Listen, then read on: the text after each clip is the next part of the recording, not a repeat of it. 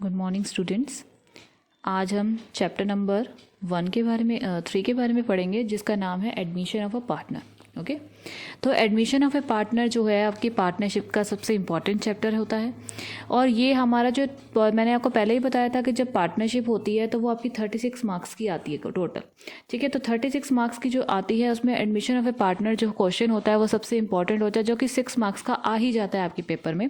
और ये आपका जो क्वेश्चन होता है पूरा रिवैल्यूएशन, कैपिटल अकाउंट और बैलेंस शीट को निकालने के लिए आता है। लेकिन उस क्वेश्चन को करने के लिए हमें छोटे छोटे पार्ट्स को भी पढ़ना ज़रूरी होता है, तो हम उसको स्टार्टिंग से ही पढ़ेंगे। तो हम इस चैप्टर में आज जो पढ़ेंगे इस वीडियो में, तो इसमें हम पढ़ेंगे इसकी डेफिनेशन कि एडमिशन ऑफ पार्टनर क्या होता है, उसका मीनिंग, और उसमें न्यू प्रॉफिट शेयर रेशियो कैसे निकालते हैं, और उस गुडविल की ट्रीटमेंट को हम कैसे करते हैं। ठीक है, तो हम स्टार्ट करते हैं। सबसे पहले हम इसकी पढ़ते हैं meaning, admission of A partner meaning. What is the meaning of admission of A partner, कि हमारा एडमिशन ऑफ ए पार्टनर जो है वो होता क्या है। एक्चुअली जो हमारा एडमिशन ऑफ ए पार्टनर है वो क्या चीज़ होती है। ठीक है, तो हम उसको पढ़ेंगे। तो पार्टनर जो एडमिट करता है, देखो एक बच्चा एक स्कूल में एडमिशन लेता है तो उसका मतलब क्या है कि वो नया बच्चा है जो कि एडमिशन ले रहा है। ठीक है, तो उसका जो मतलब होता है वो क्या होता है कि अगर एक पर्सन एक पार्टनरशिप कर रहा है, ठीक है, पार्टनरशिप 2 या 2 से ज़्यादा ही होते हैं पर्सन, लेकिन अगर वो पार्टनरशिप कर रहे हैं और उसमें कोई नया पार्टनर आना चाहता है तो उसको हम एडमिशन बोलते हैं। ठीक है, तो जैसे कि यहाँ पे एक डेफिनेशन है, इस डेफिनेशन के अकॉर्डिंग जो है इंक्लूजन, देखो इंक्लूजन का मतलब है, इंक्लूजन का मतलब है, देखो inclusion of a new partner. ठीक है, inclusion of a new person as a partner to an existing firm। ठीक है, टू एन एग्जिस्टिंग फर्म का मतलब क्या है कि यहाँ पर जो आपके पास एग्जिस्टिंग का मतलब है कि जो पहले से पार्टनरशिप हो रही है। एग्जिस्टिंग फर्म का मतलब जो पहले से ही पार्टनरशिप में हैं लोग।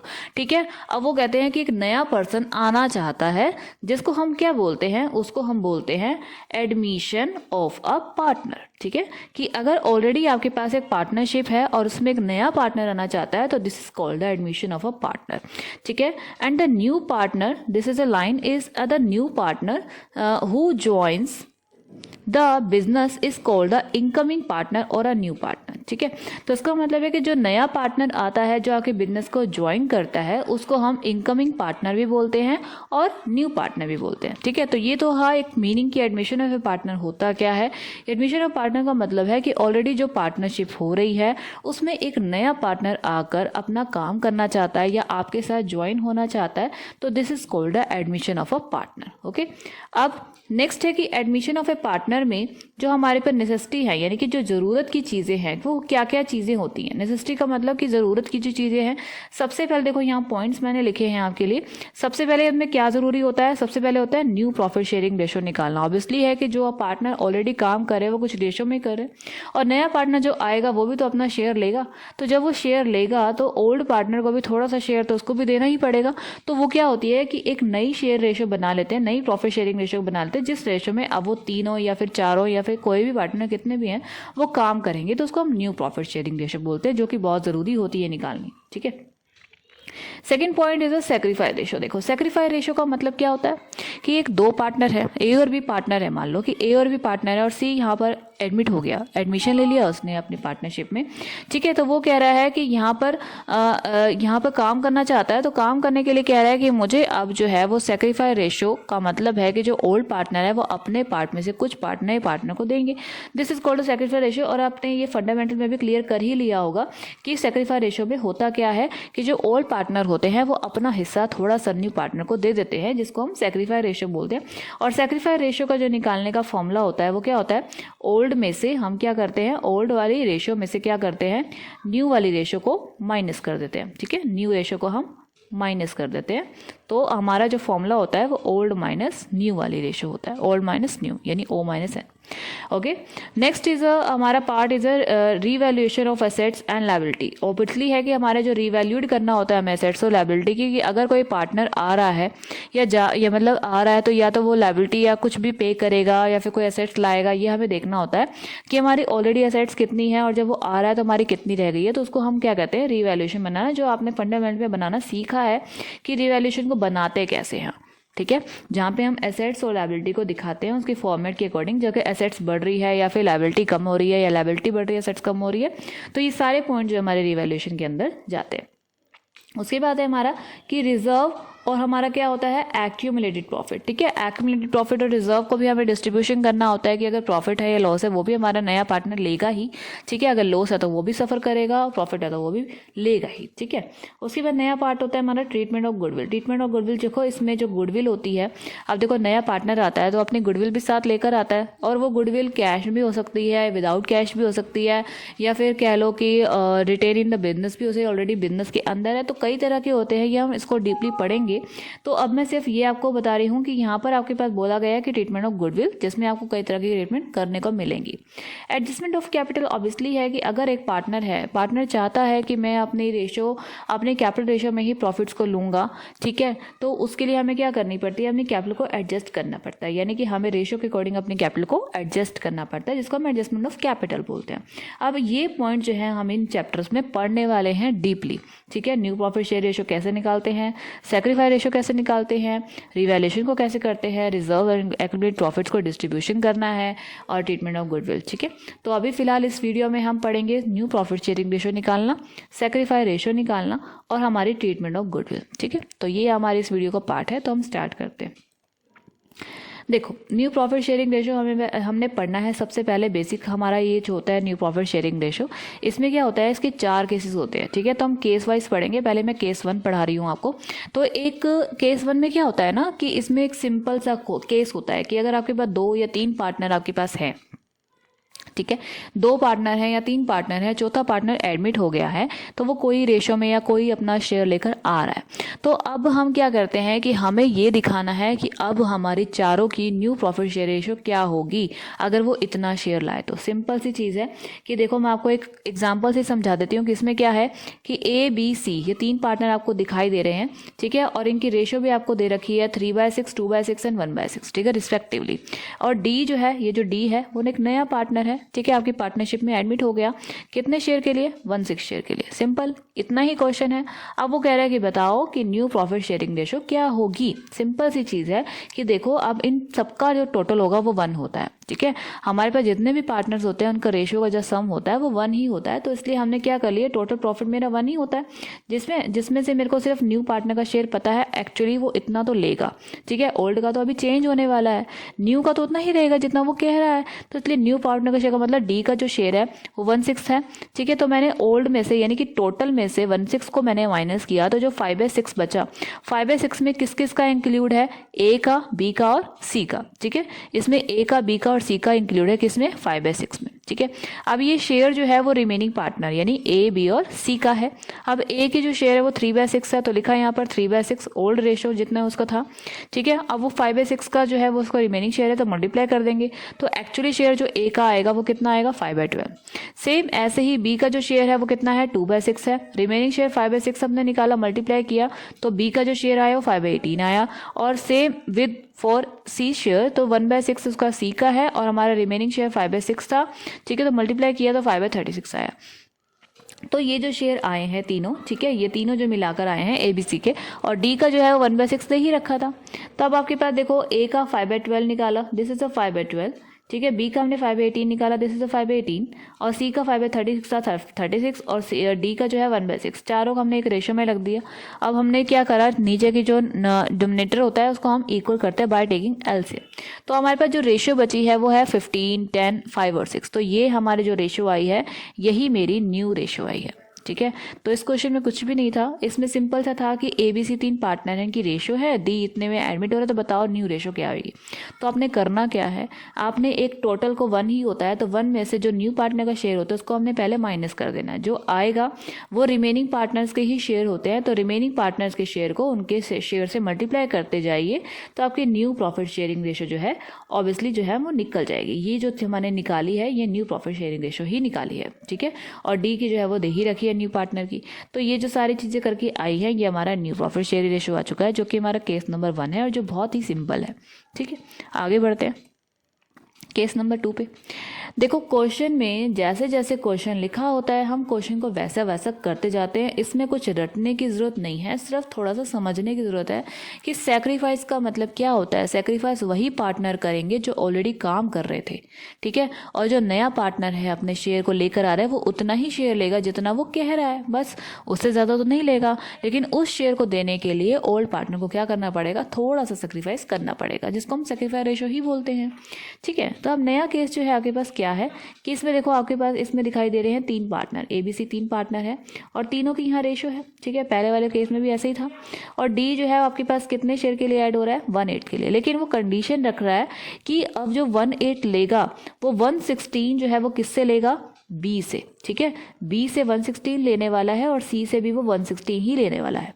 तो ये जो लाइन होती है ना, which require this from B and this from C या this from A this from B, तो ये सेक्रीफाइस की ही लाइन होती है कि इतना सेक्रीफाइस बी करेगा अपना और इतना सेक्रीफाइस सी करेगा, ठीक है। तो इसका मतलब 1/16 जो आपके पास दे रखा है ये वाली लाइन, ये वाली लाइन जो 1/16 है, ये सेक्रीफाइस जो है बी कर रहा है। इसका मतलब बी का सेक्रीफाइस 1/16 है ही और सी का सेक्रीफाइस 1/16 है, ठीक है। तो सेक्रीफाइस रेशियो तो ऑलरेडी गिवन ही है क्वेश्चन में, तो कुछ फाइंड तो करना ही नहीं है।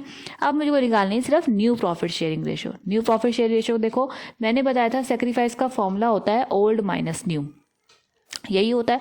आपको सेक्रीफाइस गिवन है, ओल्ड गिवन है, तो न्यू निकालनी है। तो न्यू का फॉर्मूला क्या हो जाएगा, देखो सेक्रीफाइस का फॉर्मूला जो भी आपके पास होता है, सेक्रीफाइस इज इक्वल टू, ठीक है, ओल्ड माइनस न्यू होता है।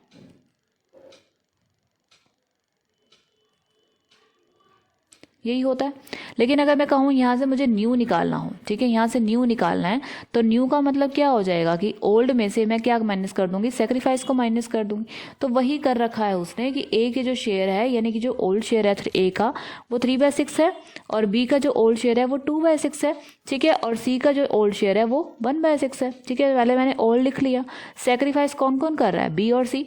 तो बी कितना कर रहा है अपना 1/16, तो इसलिए उसको ओल्ड में से 16 को 1/16 को माइनस कर दिया जितना वो कर रहा है, ठीक है। तो रिमेनिंग शेयर निकल आया कितना, 13/48, ठीक है। ए तो कुछ नहीं कर रहा है इसलिए ए में से कुछ भी माइनस नहीं किया गया है। और सेम ऐसे ही सी भी जो है वो 1/16 है, अपना सेक्रीफाइस कर रहा है। तो जितना उसका शेयर था 1/6 उसमें से 1/16 को हटाएंगे तो वो आपके पास जो निकल के आएगा वो सी का नया शेयर निकल कर आएगा। और डी का तो दे ही रखा है कितना, 1/8 तो दे ही रखा है। तो देखो 1/8 भी दे रखा है, तो 1/16 और 1/16 को ऐड करो तो 1/8 ही निकल कर आता है। ये भी आपको ध्यान रखना है, ठीक है। तो अब यहाँ पे जो आपके पास वैल्यू निकल आई है, ए का जो है वो 3/6 एज इट इज़ है, उसने तो कुछ नहीं किया ना, तो इसलिए ए का शेयर वैसे का वैसा। बी ने सेक्रीफाइस किया, सेक्रीफाइस हटा के उसका शेयर हुआ इतना, ठीक है। सी का आ गया 5/48 और डी का तो है ही 1/8।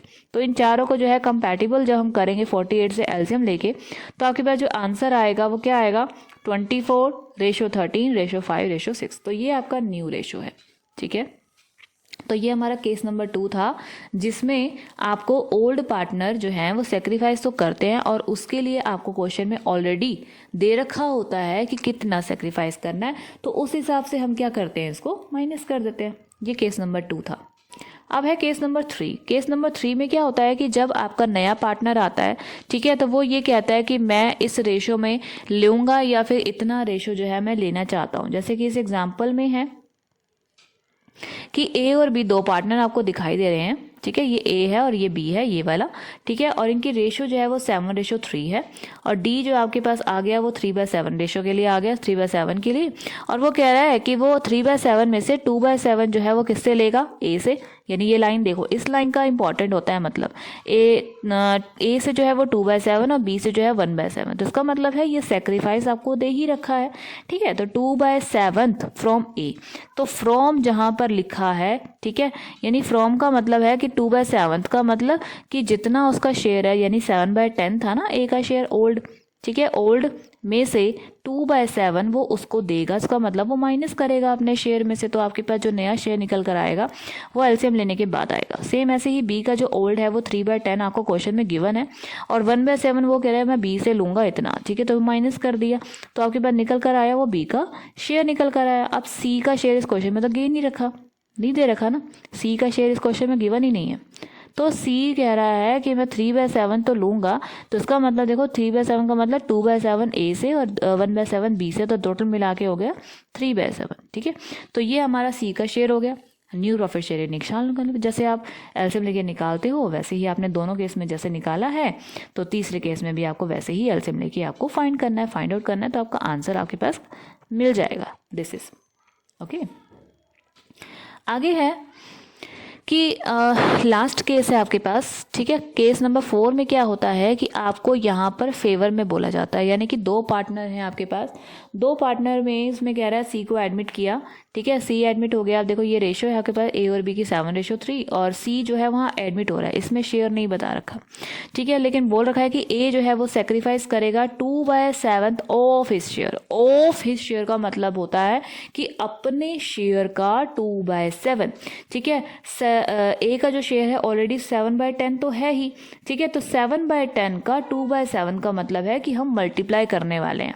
ठीक है, तो मल्टीप्लाई हो जाएगा यहाँ पर, तो मल्टीप्लाई करके आपके जो भी आपके पास आएगा, यहाँ पे 2/10 बच रहा है, तो ए का जो 2/10 है वो सेक्रीफाइस पार्ट है। ठीक है, ऐसे ही बी के लिए क्या बोल रहा है कि बी आपका जो है 1/7 जो है वो सेक्रीफाइस करेगा, ये 1/7 ऑफ इस शेयर। जहाँ पर भी ऑफ ए शेयर आ जाए तो उसमें ओल्ड रेशो से मल्टीप्लाई होता है, और जहाँ पे फ्रॉम ए शेयर आ जाए तो वो ऑलरेडी माइनस हो जाता है। फ्रॉम का मतलब है कि डायरेक्टली उतना वो निकाल कर दे रखा है, बस उसको हटाना है। ठीक है, और ऑफ ए शेयर का मतलब है कि उतना शेयर पहले मैं निकालूंगी फिर हटाऊंगी। ठीक है, तो इसलिए यहाँ पे क्या है, बी का जो ओल्ड शेयर है वो 3/10 है, और बी जो है अपने शेयर का 1/7 सरेंडर कर रहा है। ठीक है, इसलिए ऑफ का मतलब होता है मल्टीप्लाई करना। आपने बोर्ड मार्क्स में भी पढ़ा होगा कि ऑफ का मतलब मल्टीप्लाई करना होता है। ठीक है, तो इसलिए उसने मल्टीप्लाई किया इन फेवर ऑफ सी, तो उसका निकल कर आया वो 3/70 निकल कर आया। ये आपकी न्यू रेशो नहीं है, ये आपकी सेक्रीफाइस रेशो निकल रही है। ठीक है, ये क्या है, सेक्रीफाइस रेशो। ठीक है, ये भी सेक्रीफाइस है और ये भी सेक्रीफाइस रेशो ही है। ठीक है, तो ये दोनों सेक्रीफाइस रेशो निकाली है मैंने। अब आपको न्यू रेशो निकालने के लिए क्या करना पड़ेगा, न्यू रेशो निकालने के लिए आपको ओल्ड रेशो यानी कि जो 7/10 है, यानी इसमें से, ठीक है, 2/10 को हटाना पड़ेगा, यानी ये 2/10 को हटाओगे तो आपके पास जो निकलेगा वो आपका न्यू रेशो निकलेगा। यानी ए का जो न्यू रेशो निकलेगा वो 7/10 माइनस का 2/10 यानी 5/10। ठीक है, और ऐसे ही बी का जो है वो 3/10 में से कितना हो जाएगा, 3/70 आप हटाओगे तो जो भी आपको आंसर निकल कर आएगा वो आपके पास क्या है, न्यू रेशो आएगा। और एक बात और कि इसमें सी का जो है वो शेयर नहीं दे रखा, तो सी का शेयर आप कैसे निकालोगे। ठीक है, क्वेश्चन में तो दे नहीं रखा, तो उसको करने के लिए देखो सी जो है वो क्या कर रहा है, ए और बी से ही ले रहा है ना, ए और बी से सेक्रीफाइस कर रहा है ना, तो ए और बी का सेक्रीफाइस ही तो सी का ही शेयर है, तो इसका मतलब 2/10। ठीक है, सेक्रीफाइस ऑफ ए 2/10 और प्लस में सेक्रीफाइस ऑफ बी यानी 3/70, इन दोनों को प्लस करो। ठीक है, इन दोनों को जब प्लस करोगे आप तो वो आपके पास किसका शेयर आएगा, सी का। ठीक है, ये दोनों शेयर ऐड होकर क्या हो जाएंगे, सी का शेयर बनेंगे, ये सी का शेयर बनेगा इसका। ठीक है, तो सी का जो शेयर आएगा वो इन दोनों शेयर्स को प्लस करके आएगा, यानी 2/10 प्लस में 3/70, this is a C share.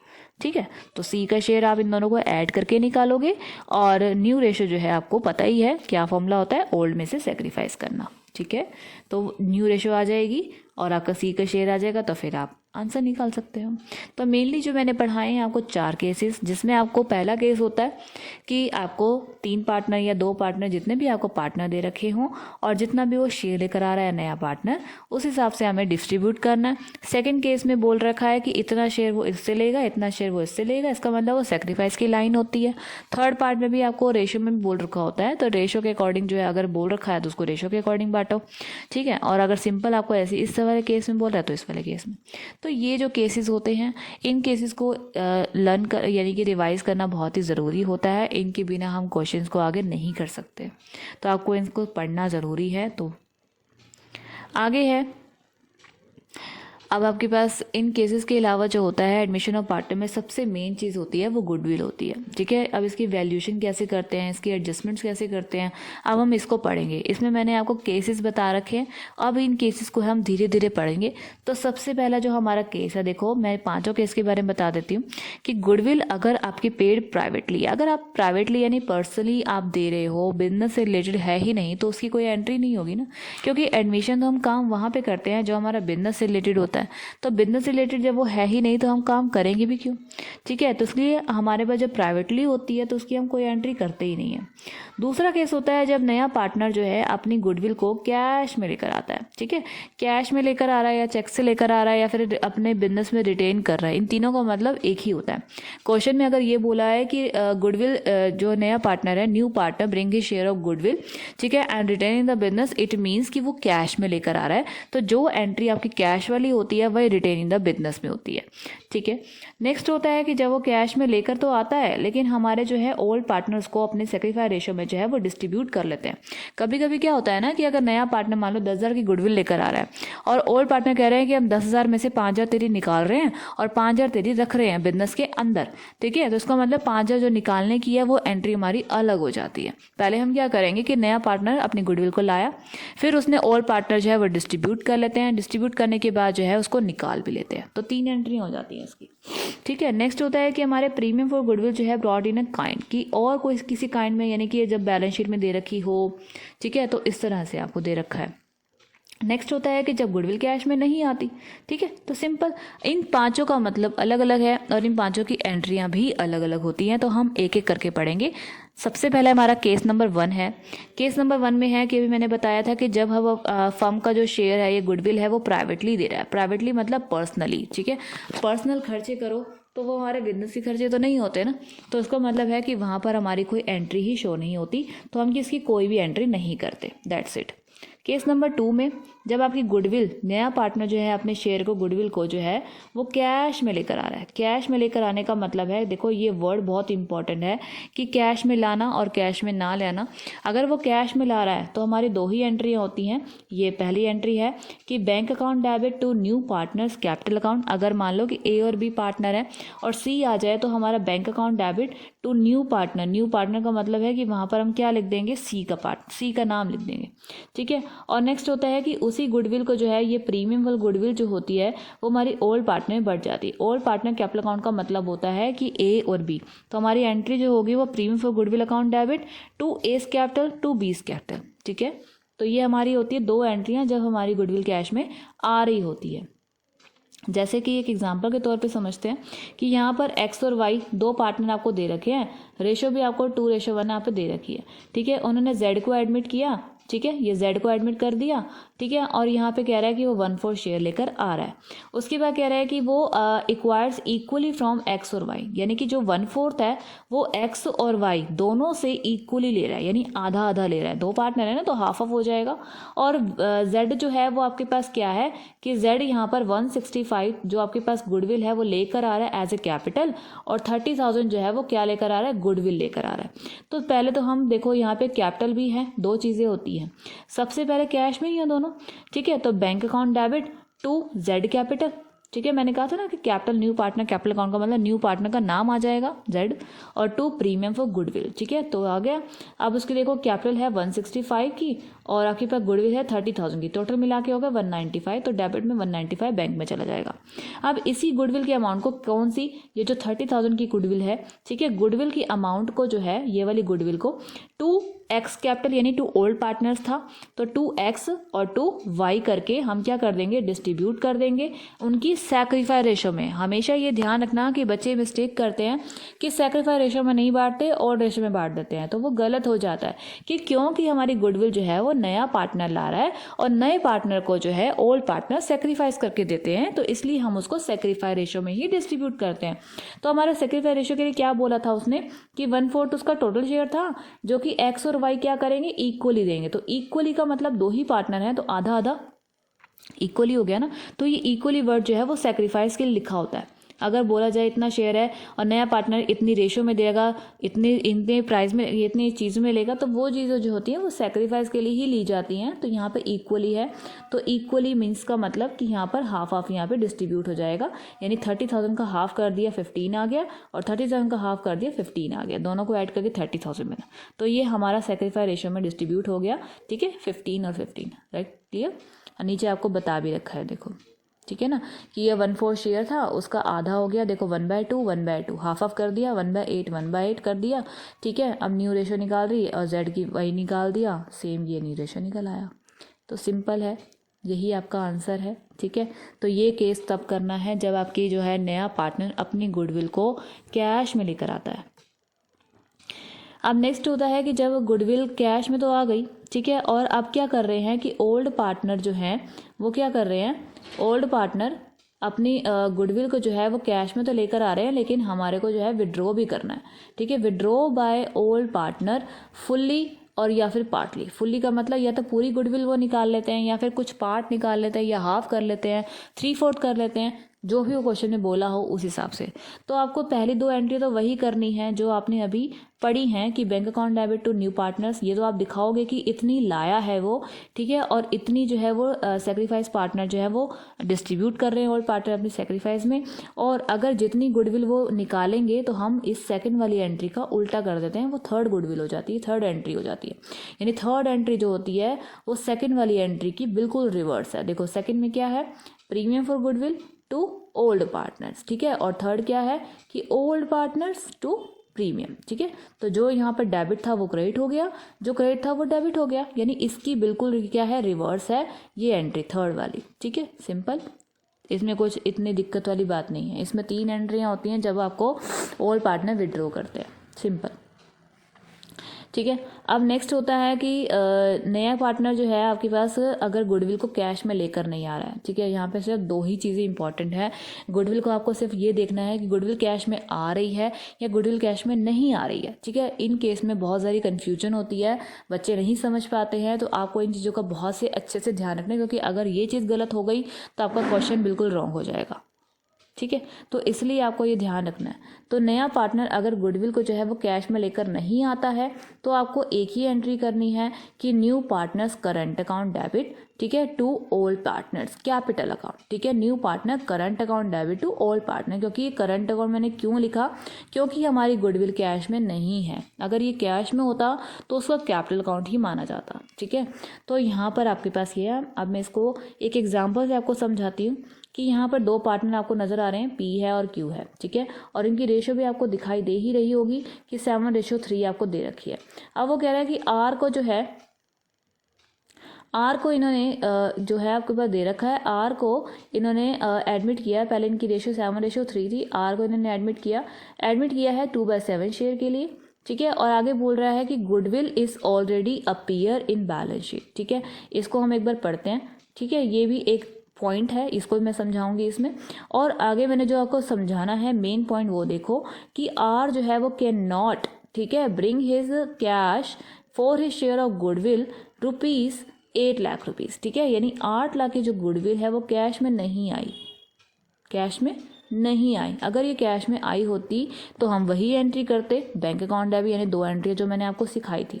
Cash में नहीं आई तो उसमें एक ही एंट्री करते हैं, कौन सी, न्यू पार्टनर करंट अकाउंट, यानी न्यू पार्टनर आर है तो आर का current account to old partner capital account. Old partner कौन है, पी है और क्यू है, तो इसलिए तो ये एंट्री तो आपको क्लियर हो गई होगी। हमारी गुडविल का अमाउंट 80,000 था तो 80,000 को यहाँ लिख दिया।